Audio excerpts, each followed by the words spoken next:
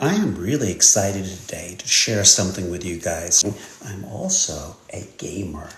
And you know what? I have done something really cool.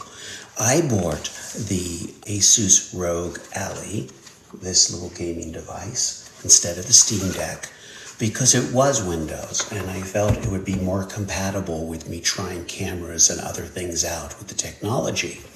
So, with the Rog Ally, I now combined it with Atlas OS.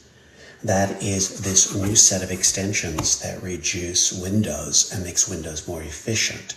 I added Atlas OS. I also added a 2 terabyte SSD to the unit, put a few little heat sinks around some of the areas where it gets hot, put it all back together again, and now I have this really cool device that gives me about 45% more minutes of gameplay percentage.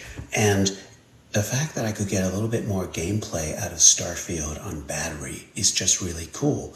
And what Atlas OS does, it reduces the amount of processes that Windows is dealing with. I started at 220 and I reduced those down to less than 120.